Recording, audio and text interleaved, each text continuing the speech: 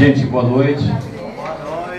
É um prazer aqui estar com a rapaziada. Na verdade, a gente estava na Zona Sul, a gente estava também no lançamento da campanha. A gente foi para a Zona Leste e aqui estamos aqui agora. A gente chegou também, eu sei que também começou por aqui, também está por aí, estamos dentro. Então, a primeira coisa que eu queria falar, nos debates, nos WhatsApps, nas conversas do tempo de bar, dentro das fábricas, nos locais de trabalho, um dos grandes temas, um dos grandes debates, não tem como fugir, nós não queremos fugir desse debate, é o tema nacional. Não vai ter um candidato que não diga qual é a sua opinião, qual é a sua visão sobre o que está acontecendo no país, para depois entrar no tema da prefeitura. E eu também vou começar por aí. De 2014 até 2016, que ainda vai fechar, está previsto cair a economia, tudo que se produz no país, em 9%, quase 10%. Isso, inevitavelmente, gera demissão, porque eles botam a conta para os trabalhadores, porque os empresários não querem ficar com esse prejuízo, e eles querem botar a conta para os trabalhadores de diversas formas. Uma forma mais comum é a demissão por e simples. Reduzir meu lucro, vou demitir. Inclusive eu falo isso porque tem várias propostas de dizer que nós vamos unir os trabalhadores e os empresários para lutar pelo emprego. Aí a gente faz uma pergunta. Quem foi que demitiu na Mercedes? Foi um ser alienígena de outro planeta, como alguém aqui falou? Ou foram os donos da Mercedes? Quem demite na GM? Quem demite nas empresas? São os empresários. Não tem possível uma aliança, porque nós temos interesses diferentes. Eles querem garantir a sua taxa de lucratividade, querem tirar o couro dos trabalhadores, e nós o contrário. Estou falando isso porque como que nós vamos pagar a conta? Demissão, a própria inflação, porque eles vão aumentar a lucratividade a partir daí, fazer com que o governo gaste menos com as áreas sociais, cortar o orçamento, aumentar os juros da dívida, porque a agiotagem dos grandes bancos vão aumentar, e na verdade a sociedade vai piorando. Atinge todos os setores, particularmente as áreas sociais. As questões aqui, já com a Dilma, já estavam cortando nos temas raciais, nos temas LGBTs, vai vir com mais força os cortes. O que não estava previsto nessa crise era que a Dilma e o PT caíssem em desgraça. Isso não estava previsto. O governo do Lula, para não falar só do PT, mas do Lula, ele governou por 8 anos, 2 mandatos, com seu vice, José Alencar, um dos maiores empresários do país, presidente da Federação das Indústrias de Minas Gerais. E não governou com grandes sobressaltos que a burguesia estava irritada com o PT. Não estava irritada com o PT. O que o Lula disse, eles nunca ganharam tanto dinheiro como no meu governo, e é verdade.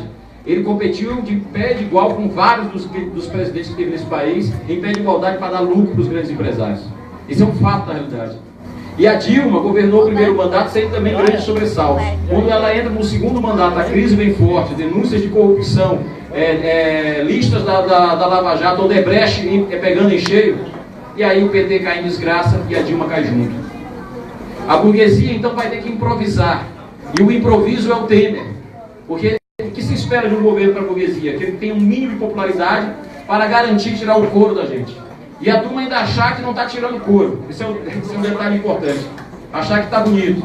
E o que acontece? Com a queda da Dilma, entra o Temer. Mas o Temer tem um problema. A popularidade do Temer é tão baixa quanto a queda da Dilma.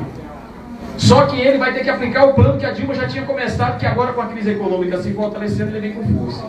Nesse sentido, a posição do PSTU, a opinião do PSTU é que deveria ter caído a Dilma, mas deveria ter caído o Temer junto, deveria ter caído esse congresso todo que se vendeu para os empresários, são financiados pelos empresários, e ter uma mudança radical na sociedade. Nós deveríamos ter pelo menos o direito de errar de novo, mas não deixar esses que a própria população já percebe, a maioria dos trabalhadores percebe, que não governam para os trabalhadores, e se sujaram na corrupção, se sujaram e governaram para os empresários, a gente tivesse o direito pelo menos de tirar esses casos. E aí sim nós vamos defender o projeto socialista. Eu estou falando disso porque é uma diferença profunda, porque tem como dizer o seguinte: sai a Dilma, mas fica o Temer. Ou o contrário, sai o Temer, mas quero a volta da Dilma. E aí tem várias conversas para dizer a mesma coisa. Nós não temos acordo com isso. Nós não temos acordo com a Dilma, nós não temos acordo com o Temer, não temos acordo com esse Congresso e gostaríamos de uma mudança radical na sociedade. Nestas eleições, nas candidaturas para prefeito da cidade de São Paulo, a maioria dos candidatos são ligados aos empresários. Talvez o mais simbólico seja o Dória, que é dono das 10 maiores casas das mansões da cidade de São Paulo. Não tem nem comparação, eu estava até brincando que a minha casa possivelmente no Capão Redondo não caiba num quarto deste senhor. E para vocês terem noção da proporção, são daquelas mansões onde tem piscinas subterrâneas, tem quadras de tênis, é desse porte. O Russomano, que também é um candidato dos empresários, apesar de fingir que defende os consumidores. A Marta, do PMDB, na sua demonstração de renda, também se demonstrou uma empresária. E está no PMDB, saiu do PT porque disse que o PT era corrupto. Ah, eu tenho bicicleta.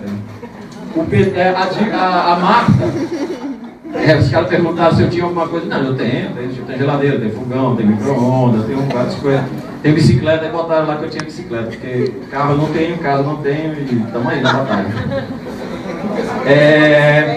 O que acontece? A Marta sai do PT dizendo que era corrupto. E o PMDB do Temer é o quê? E a Marta agora apareceu na lista do Odebrecht. A Marta está no PMDB e o vice dela é o Matarazzo, que era do PSDB até o dia de ontem, e agora entrou para ser. Então é um jogo muito nojento. O Haddad é exatamente o mesmo esquema do PT. Governa para a burguesia e diz e puxa e tenta convencer os trabalhadores que a aliança entre os trabalhadores e empresários é justa e correta. E mostrou a desgraça que se deu com os trabalhadores. E o PSOL e a Erundina, nós não temos acordo com o projeto. Erundina governou, vou tentar ser rápido aqui, a Erundina governou de 89 a 92 em São Paulo. Ela entrou pela esquerda do PT, no fenômeno da CSN, quando os operários foram mortos, assassinados pelo exército na greve da CSN. Muitos jovens não sabem disso. Esse fenômeno fez que girasse à esquerda vários setores da população, inclusive na cidade de São Paulo. E a Erundina, que não era do esquema do Lula, porque na verdade os candidatos do PT naquele período não eram para ser Erundina, Erundina era a esquerda do PT. Erundina foi, primeiro, ganhou as prévias internas e foi candidata, já era um fenômeno. Aí depois o fenômeno virou mais ainda, ganhou a eleição exatamente combinado com esse processo da CSN. Ela ganhou a prefeitura, foi a primeira grande prefeitura do PT, o primeiro grande desastre do PT. Por quê? Porque se enfrentou com os motoristas de ônibus, se enfrentou com os trabalhadores da educação. As greves foram enfrentadas que se esperava outra coisa numa prefeitura do PT. E ela sai da prefeitura do PT pela direita e vai entrar no governo Itamar Franco. Eu vou só relembrar, mas o Itamar Franco é aquele que era o vice do Collor. O Collor caiu em desgraça e entra Itamar Franco. A Erundina vai ser ministra do Itamar Franco. Aí depois ela sai e vai para o PSB. Este PSB, apesar do nome bonito, socialista brasileiro, no metrô nós temos alguns do PSB, só para vocês terem uma ideia, o PSB, ele é vice do Alckmin, do PSDB, não é essa gestão não, são duas gestões, e ela era deste partido, que era vice do PSDB.